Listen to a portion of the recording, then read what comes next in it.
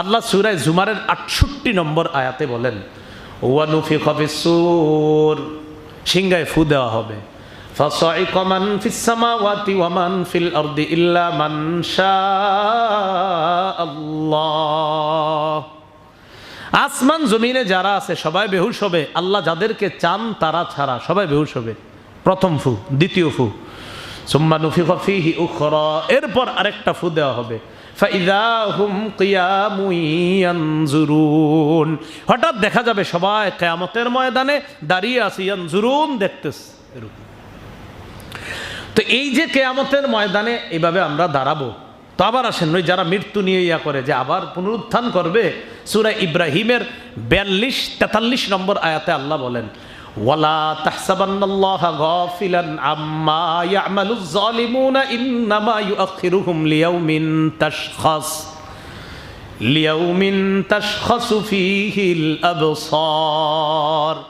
নবী, জালেমদের কর্মকাণ্ডের ব্যাপারে আল্লাহকে উদাসীন মনে করেন না।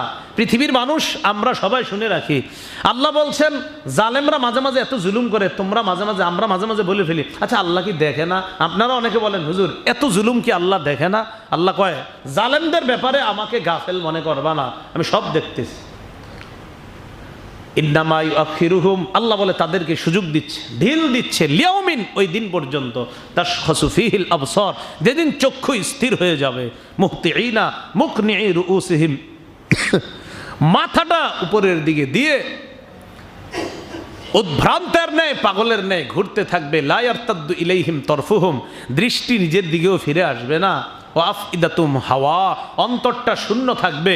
অন্য আয়াতে আল্লাহ সুন্দরভাবে বলছেন, ওয়া আনজিরহুম ইয়াউমাল আজিফা ইযিল কুলুবু লাদাল হানাজিরি কাযিমিন, সূরা মুমিন বা সূরা গাফিরের 18 নম্বর আয়াত। নবী, আপনি তাদেরকে বলেন ঘনিয়ে আসা দিন সম্পর্কে। কি বললাম? ঘনিয়ে আসা দিন, যে দিনটা ঘনিয়ে আসবে। ঘনিয়ে আসবে কোনটা? কিয়ামতের দিন। এদেরকে বলেন ইদিল কুলুবু লাদাল হানাজির, যেদিন কলব কণ্ঠাগত হবে, মনে হবে কলবটা কণ্ঠায় পড়ছে। বলে আমরা মাঝে মাঝে, কিরে কলব কি আছে না গলায় এসে পড়ছে? হ্যাঁ, এরকম কলব কণ্ঠাগত হবে, এমন অবস্থা হবে কলব কলবের জায়গা না, কণ্ঠায় এসে পড়বে, ভয় আতঙ্ক কাজ করবে। ইদিল কুলুবু লাদাল হানাজির, কলব কণ্ঠাগত হয়ে যাবে, মনে হবে প্রাণ যাবে যাবে, কিন্তু আল্লাহ বলেন না, সেখানে কিন্তু প্রাণ যাবে না, সেখানে আর প্রাণ যাবে না। মরণের স্বাদ তো একবার গ্রহণ করেই ফেলেছো, আর মরবা না। মনে হবে মারা যাবা, মরবা না।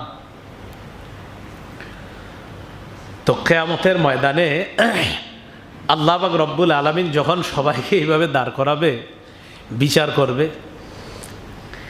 বিচার ব্যবস্থাটা কিভাবে করবে ইনশাল্লাহ আমরা আলোচনা করব, আগামী জুমা আলোচনা করব। খালি এতটুকু জেনে রাখেন যে এক দলের আমলনামা বাম হাতে দিলে ও বলবে ইয়া লাইতাহা কানাতিল কাজিয়া, পুরাটা বলবো ইনশাল্লাহ আমরা। সে বলবে, হায় মরণ যদি আমার চূড়ান্ত ফয়সালা হয়ে যেত, মানে আমি যে মরছি, এই মরার পর যদি আর আমারে জীবিত না করতো, এই মরণ যদি আমার চূড়ান্ত ফয়সালা হয়ে যেত, ওই ব্যক্তি আফসুস করে করে এই কথা বলতে থাকবে যে মরণটাই যদি আমার চূড়ান্ত ফয়সালা হতো। তো যাই হোক, ইসরাফিল সিংহায় ফু দিবে। দ্বিতীয় ফু দেওয়ার পর সবাই উঠবে। সর্বপ্রথম উঠবে কে? মুসলিম শরীফের বর্ণনা 2278 নম্বর হাদিস। রাসূলুল্লাহ সাল্লাল্লাহু আলাইহি সাল্লাম বলেন, আনা আউয়ালু মান ইয়ানশাক্কু আনহু কবরুহু, আমি হব সর্বপ্রথম ওই ব্যক্তি যার কবর বিদীর্ণ করা হবে, ফাঁকা করা হবে, আর ওই কবর থেকে আমি মুহাম্মদকে উঠানো হবে। সুবহানাল্লাহ বললেন। সহিহ বুখারীর বর্ণনা 4813 নম্বর হাদিসে রাসূল সাল্লাল্লাহু আলাইহি সাল্লাম বলেন, ইন্নী আউয়ালু মান ইয়ারফাউ রাসাহ বা'দা নাফখাতিল আখিরাহ, দ্বিতীয় ফু দেওয়ার পর সর্বপ্রথম কিয়ামতের মাঠে যে মাথাটা উঁচু করবে সে হব আমি, নবী মুহাম্মদ সাল্লাল্লাহু আলাইহি সাল্লাম। তাহলে রাসূল সাল্লাল্লাহু আলাইহি সাল্লাম সর্বপ্রথম উঠবেন। যখন মানুষগুলা কিয়ামতের মাঠে উঠবে, উঠবে কেমনে? রাসূলুল্লাহ সাল্লাল্লাহু আলাইহি সাল্লাম বলেন, ইন্নাকুম মাহশুরুনা হুফাতান উরাতান গুরলা সুম্মা ক্বরাআ কামা বাদানা আউয়ালা খালকিন নুঈদু। আপনাদের ঘরে যাদের কোরআনের অনুবাদ আছে দেখে নেবেন অনুবাদটা। সূরা আম্বিয়ার 104 নম্বর আয়াত। এই আয়াতটা দলিল হিসাবে নবীজি নিয়েছেন। ইমাম বুখারী রহমতুল্লাহ আলাইহি সূরা আম্বিয়ার 104 নম্বর আয়াতের ব্যাখ্যায় একটা হাদিস এনেছেন। قال رسول الله صلى الله عليه وسلم, নবীজি বলেছেন, ইন্নাকুম মাহশুরুনা, তোমাদের হাসর হবে, কিয়ামতের মাঠে তোমাদেরকে উঠানো হবে, হুফাতা, পায়ে জুতা থাকবে না, উরাতা, গায়ে কাপড় থাকবে না, গুরলা, খতনাবিহীন। রাসূলুল্লাহ সাল্লাল্লাহু আলাইহি ওয়াসাল্লাম সাথে সাথে কোরআনের একটা আয়াত তেলাওয়াত করলেন, সূরা আম্বিয়ার 104 নম্বর আয়াত, কামা বাদানা আউয়ালা খালকিন নুঈদু। আল্লাহ বলেন, আমি যেমনে প্রথম সৃষ্টি করেছিলাম ওইভাবে আবার তাদেরকে কিয়ামতের মাঠে উঠাবো। এবার আমাদের সৃষ্টিটা আমরা দেখি, আমরা মায়ের পেট থেকে যেদিন আসছি, পায়ে জুতা ছিল, শরীরে কাপড় ছিল, খতনাবিহীন ছিলাম আমরা সবাই। তো রাসূলুল্লাহ সাল্লাল্লাহু আলাইহি সাল্লাম বলেন, কিয়ামতের ময়দানে ঠিক মানুষ ওই মায়ের পেট থেকে যেইভাবে আসছে ওইভাবে উঠবে, পায়ে জুতা থাকবে না, শরীরে কাপড় থাকবে না, খতনাবিহীন উঠবে।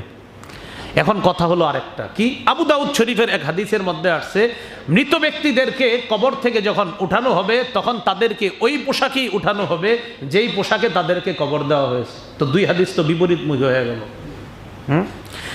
দুই হাদিস কি হয়ে গেল? তাহলে হাদিস বুঝতে ওস্তাদ লাগেনি কি? চুপচাপ হয়ে গেলেন যে হুজুর আমরা তো এখন পকেটে নিয়েই ওস্তাদ ঘুরি, পকেটে না সবার ওস্তাদ এখন। তো এই দুই হাদিস আপনাদের পকেটে আছে অনেকের, জবাব দেন। দেই, আবু দাউদের হাদিসে বললেন মানুষ ওই পোশাকেই কবর থেকে উঠবে যেই পোশাকে তাকে দাফন করা হয়। বুখারীর হাদিসে আছে মানুষ পোশাক ছাড়া উঠবে। তো জবাব কি? নবীজির কথা সত্য, অবশ্যই সত্য, দুই হাদিস অবশ্যই সত্য। তো জবাব কি? ইঞ্জিনিয়ার হন, ডাক্তার হন, যা হন, যেই লাইনে পড়েন, ওস্তাদ লাগবে। তো যদি কন্যা ওস্তাদ লাগবে না তো জবাব দেন আমারে, আমি আপনার ছাত্র হয়ে যাই আজকে, দিয়ে একজন জবাব দিয়ে দেন। ওস্তাদ ছাড়া যখন আপনার সামনে চলবেন হঠাৎ বিপদে পড়ে যাবেন, বিপদের থেকে উদ্ধার না হইতে পারলে মসজিদে এসে বলবেন এই হুজুরের নামাজ হয় না। কারণ ওই যে আপনি তো বুঝতেছেন না কি পড়ছেন। এক হাদিসে দেখবেন একটা, আরেক হাদিসে আরেকটা, এসে করবেন কি হুজুর তো নামাজ হয় না। আসলে যে আপনি বুঝেন নাই, মাথা নষ্ট, তো এখন আইসা মনে হবে নামাজ হয় না। রাসূল, খুব মন দিয়ে শুনবেন, তাহলে এক হাদিসে আছে নবীজি বলছেন ওই পোশাকেই উঠানো হবে যেই পোশাকে তাকে দাফন করা হবে। আরেক হাদিসে বললেন তোমাদেরকে খতনাবিহীন, নগ্ন পায়ে, নগ্ন দেহে, খতনাবিহীন তোমাদেরকে হাসরের মাঠে উপস্থিত করা হবে।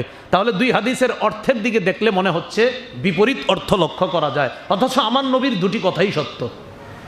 দুটি কথাই কি? তাহলে এটার জবাব কি? জবাব হলো এই, কিয়ামতের ময়দানে আসলেই মানুষকে কবর থেকে উঠানো হবে ওই পোশাকে, কবর থেকে মানুষ ওই পোশাকই উঠবে।